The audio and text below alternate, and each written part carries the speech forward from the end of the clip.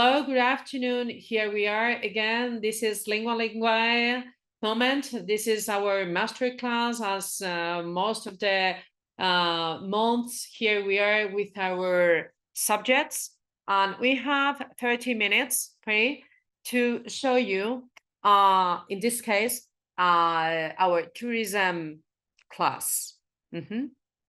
Today is Lingua Linguae is presenting to all of you this half an hour for tourism.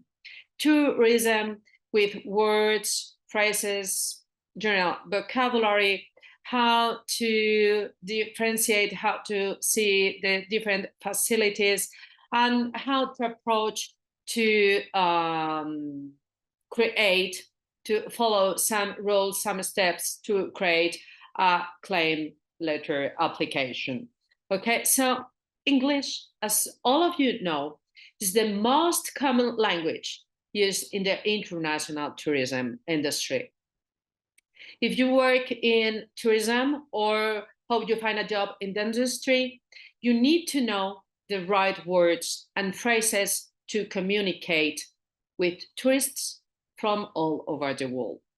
And this is why Lingua Linguae have chosen this subject for today. We are just knocking at the door to summer, to our holidays, and here we are. If you have any question, any comments, please don't hesitate to contact us. Here is the Lingua Linguae email down on telephone, and our respective department will be in contact with you and will clarify all doubts you could have. Okay, let's start because we have only 30 minutes, right?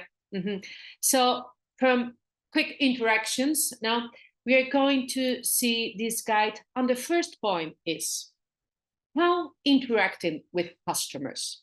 What the customers, los clientes, ¿no? Cómo interactuar con ellos. The first thing is to greet, saludar, greeting customers. You always want to welcome customers or guests with a friendly and professional greeting. If we said good morning, all of us, we know it's before 12 p.m. If we said good afternoon, it's between 12 p.m. and 5 p.m. If we said good evening, it's after 5 p.m. Don't ask me good night. Later, after dinner, okay? And we said always, welcome to Lingua Linguae, welcome to X Hotel, welcome to Y Museum. My name is Olga, and here is going to be with all of you during these 30 minutes, okay? So when you greet to your customers, after good morning, good afternoon, welcome in a friendly, as professional as you can. You have to introduce your company. Don't forget, welcome to, preposition to, welcome to Spain, welcome to Lingua Linguae, welcome to Prado Museum, okay? And my name is, always the customers, the guests, they need this kind of friendly, to be a little closely, not so much, don't forget, it's this kind of average.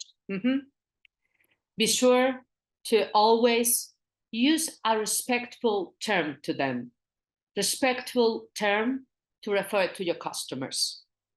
We have Miss for young women under age 30. Then we have Madam, which are mature women over age 30. And then we have Sir. Sir is the general one for men of all ages, okay? So don't forget to say good morning, the greet, plus the respectful term. Miss, Madame. Look, Madame, it's in French. In English, it's Madame. It stays inside of your throat, Madame. And then Sir. Some of them said Sir. It's in between E and A. Okay, Sir. So, for example, using these terms, we can note to greet customers in a very respectful way. Good morning, Miss. Good morning, Sir. If you are working at a hotel, restaurant, or tour agency, or museum, or any cultural building. You can greet customer and then ask them this question. Do you have a reservation with us? Do you have a reservation with us? Do you remember it's present simple? Have cannot do it alone. They need the auxiliary verb. It's do. Okay. Do you have a reservation? Also, there are a lot of synonyms. Instead of reservation, you can say booking. Do you remember that website? Booking, www.booking.com o .es. ¿Sabes, no? 3 W punto, ese punto en inglés se dice .com.es from Spain. Yes? So don't forget to review the grammar. If you have any question, as I said at the beginning, please let us know. We have plenty of courses, plenty of different levels from A1 to C2, even TOEFL, on those ones who need really a specific course. We have for tourism, waiters, but check with our department and we will inform you about that. Okay, let's go back to our issue. So we were taking this grammar. Do you have present a reservation with us? Okay. To answer the phone, you only need one simple phrase, one simple sentence. Hello, you've reached Lingua Academy. This is Olga speaking. How may I help you? So, hello, you've reached. You have reached. El verbo to reach es alcanzar. But you've reached, ¿no? Me has llamado. A mí, me has conseguido. You have reached. ¿Os acordáis? Present perfect. Before we were checking present simple, now present perfect. And if the action is completely finished, it will be simple past. Yes, please check grammar. If you have any question, send us your question by the chat. Okay, you've reached. Cuando hablamos, intentamos contraer. Instead of you have reached, you've reached. Como el verbo regular, to reach, reached. The end of ed. Okay, so you've reached Hyatt Hotel. This is Olga Moratilla speaking. How may I? May. Do you remember those modal verbs? May, can, must, may, have to, ought to. Yes? To review. Have a look on that. And you know, these kind of verbs, they can do the question negative alone, completely alone. They don't need anything. What else? They don't have to before or to after. They don't have that preposition. And don't forget, with the third person, he, she, it, they don't have s. Okay? So may. Can, you can like possible thing. When it's possible, say, can I help you?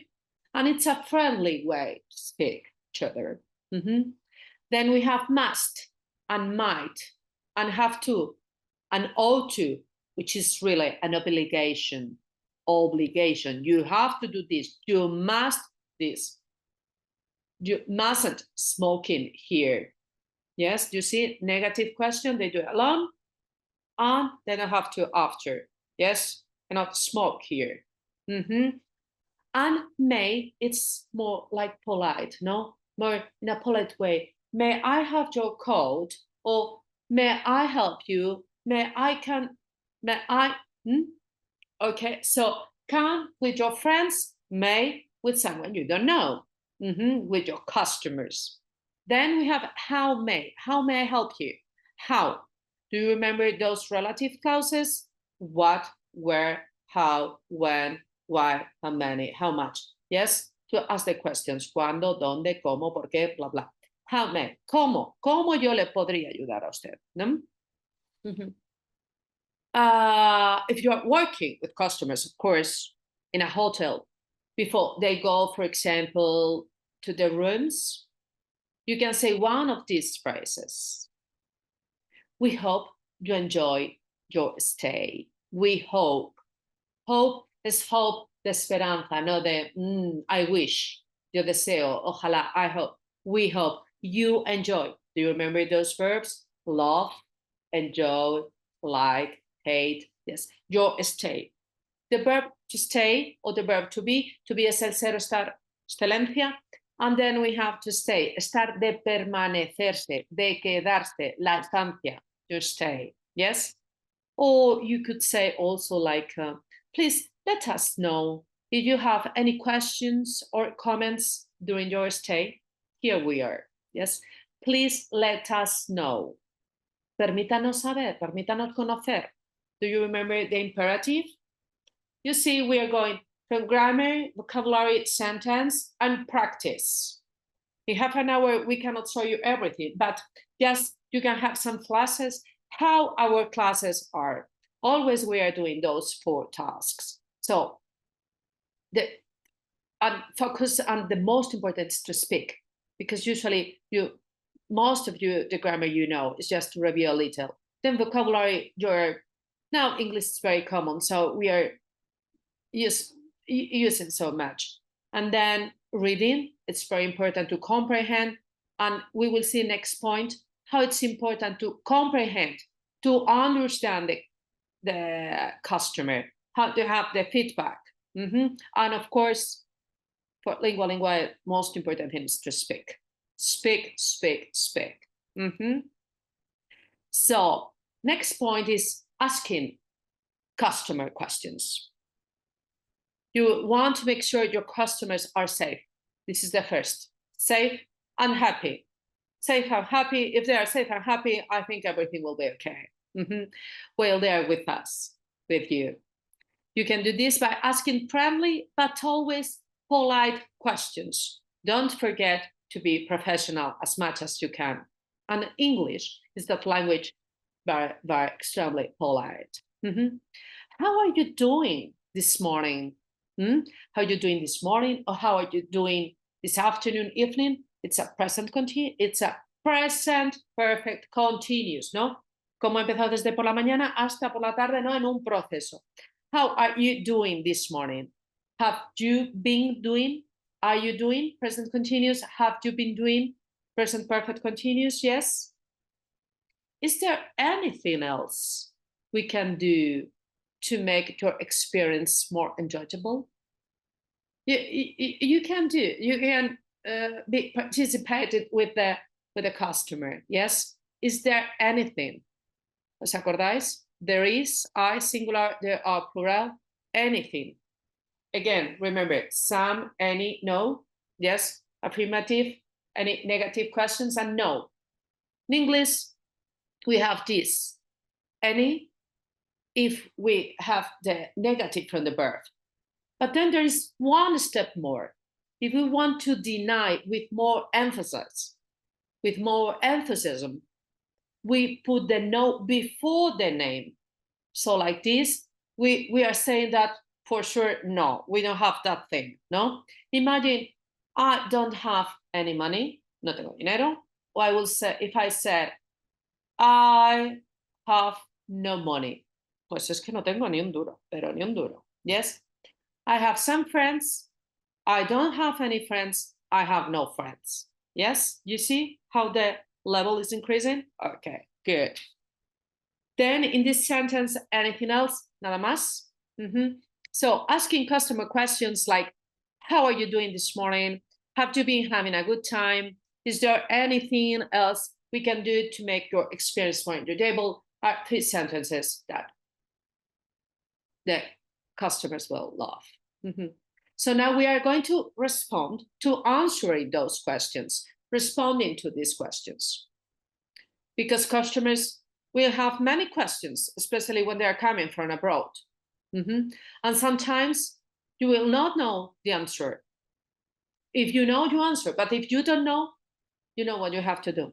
You may need to ask a coworker, el que trabaja contigo, a tu lado, tu compañero, coworker, or a supervisor.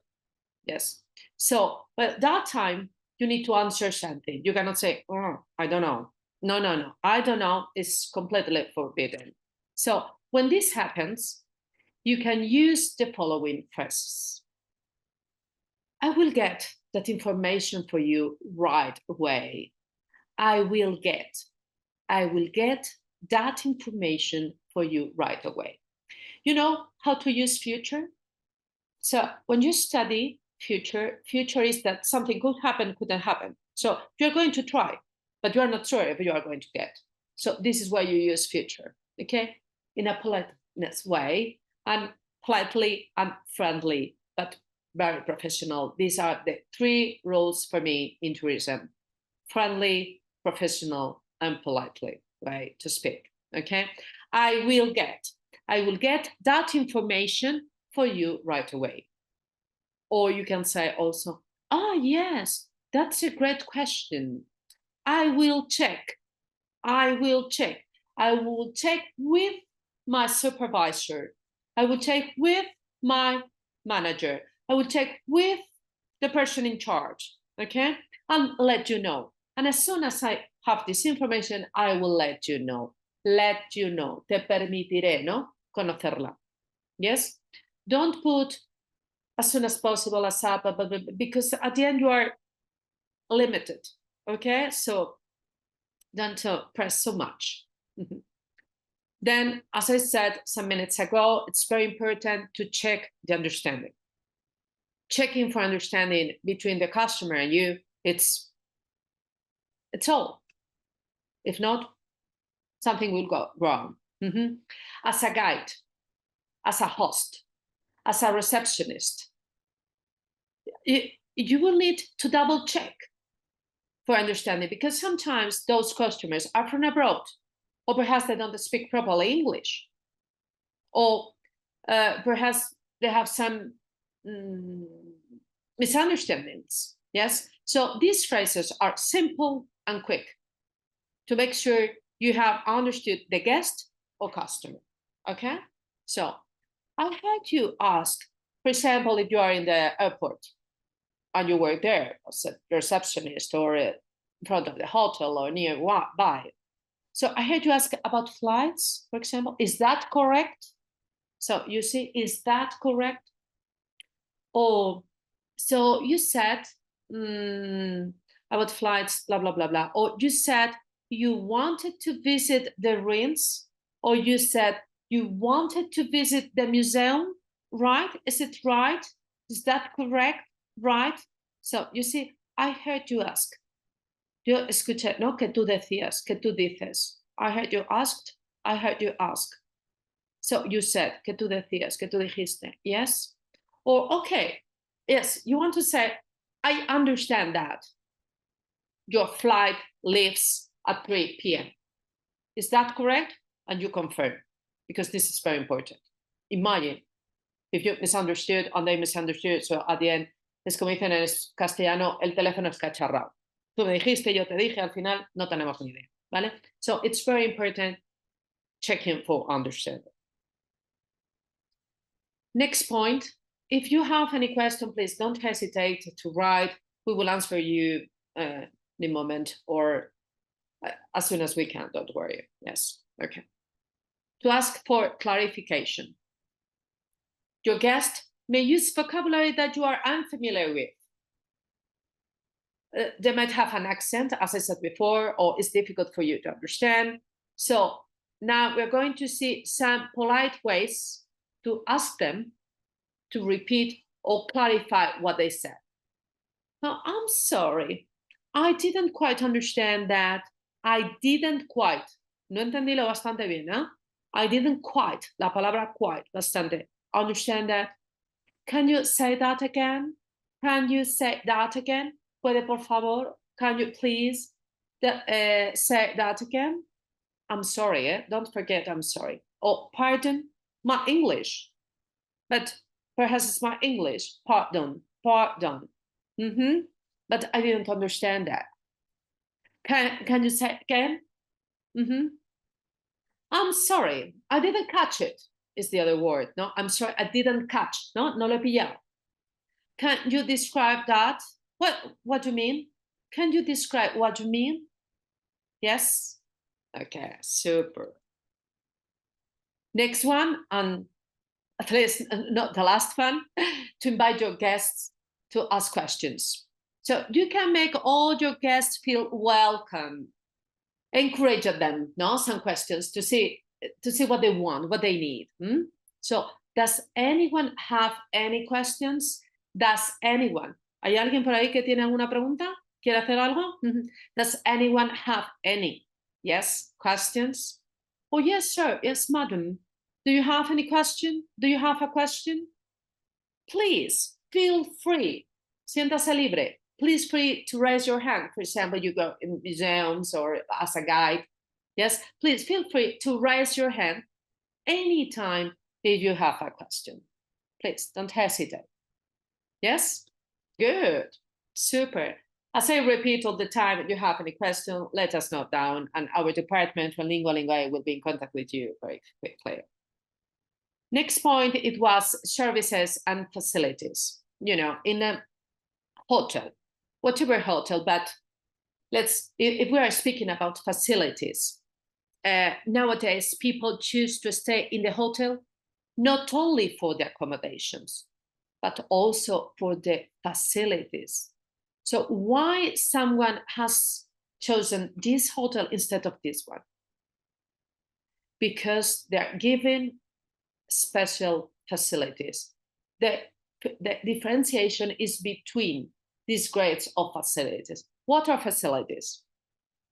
Swimming pool, indoor games pool, or outdoor games pool. Like now, for example, in Spain, it's very famous paddle. Paddle, you can play indoor, outdoor. So this is the differentiation if you go to one hotel or to another. Yes, restaurants, different kinds of restaurants from different countries, different cultures. Lounge. What is a lounge?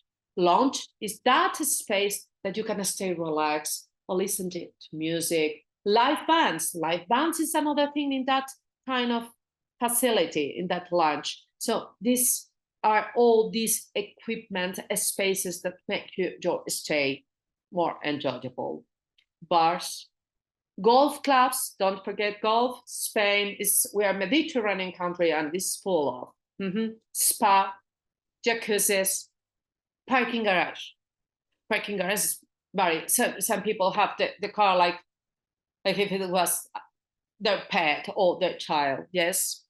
Conference rooms, special for the business companies. Banquet rooms, if you want to celebrate something, if you have an anniversary, if you have a wedding, you know. TV lobbies to watch movies, snooker tables to play billiard, and of course the esthetician, manicure services, yes, makeups, porter services. The ball guy is very important. Personal convention center. So, you know, all these facilities give you more than the accommodation. Now the double suite, junior, big, double bed, king size. Now facilities are the differentiation between one hotel and another, one guide and another, one hostel and another, one park or complex to another. Yes? Any question about facilities? Don't forget grills, very important ones.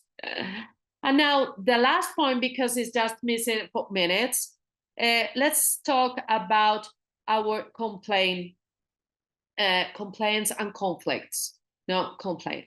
So when we're doing a complaint, it's not only to speak. Now we arrive to the point that we have to include a letter. So we have to be polite and reasonable in our letter. We cannot get a bonoloto with the claim, all right? So this is very important for the customers to understand. So what the customers have to include in that letter, and we should inform them as from the other side. So the basic things is that the first, it's like a regular letter. We have to put the address to whom, a quién va, no? To whom, with the name of customer service, zip code, city, state, everything. And on the other side, so this is on the right on the top, and on the other side, hour, okay? And the date.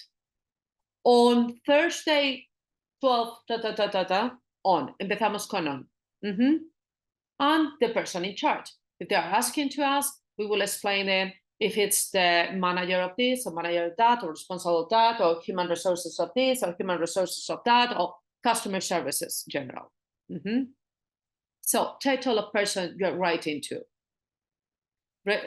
Generally speaking, is consumer complaint division. Then there will be a number, a track number. What is the track number? The transaction number, your account number. That is how we're going to follow up that complaint. Then we will explain the first, we have different paragraphs. The first paragraph, we will explain how we arrived to there, On that day, we rented or we hired or we bought, yes, and this product or this service or this room. So this is the presentation, the introduction. Then the second paragraph is what's happened, why we're complaining. So we start like, unfortunately, our product was not performed well, the service was inadequate. We explain what's happened, but with unfortunately begin. And then we explain why. Because the product was defective, the product doesn't work properly, or the service wasn't performed as it's supposed, or correctly, or it was billed, no? Nos cobraron mal. It was billed a wrong amount. So you explain the problem. And then the third one, you try to resolve the problem. So you said, in order to resolve the problem, I would like, this is the key. In order to resolve the problem, I would like what? A repair, a refund, an exchange, depending what is your situation. And then you said, I have enclosed or I have attached, yo adjunto, no? All the copies for all my records, all my receipts, all my guarantees, all my warranties, all the checks, contracts, receipt, everything we have to justify that this happened like this. Yes? So, la frase en cuestión que tenéis que aprender es, I have enclosed copies of my Yes? About this transaction. And with this solution, you resolve this. I would like what? First, to repair this, or to refund, or to repair and refund. Depends what you're supposed to do. Yes? Then the last, but not the least, paragraph is the conclusion. No? Look forward to your reply. Looking forward to hearing from you. These are the two structures. I look forward to your reply, or I am looking forward to hearing, with ing, to hearing from you a resolution to my problem. You give some date, like some limit, like up to the 10th of June, and if not, I will get other help. Please contact me, and of course, you send yours sincerely. Yours, no, because you don't know. When you know, you said yours. If you don't know, you said just only sincerely. Sinceramente, you sign your signature, and that's it. Oh my God, it's 4 o'clock. So our time is over. Thank you very much for coming with us to share this half an hour. It has been a pleasure, and I hope to see you next month with another podcast, with another masterclass from Lingua Linguae. And as I said at the beginning and during the masterclass, if you have any question, please don't hesitate to contact us. Lingua Linguae email is there down on the footpage on the chat, and our department will be pleased to help you and to support with all the doubts. Thank you very much again. Bye.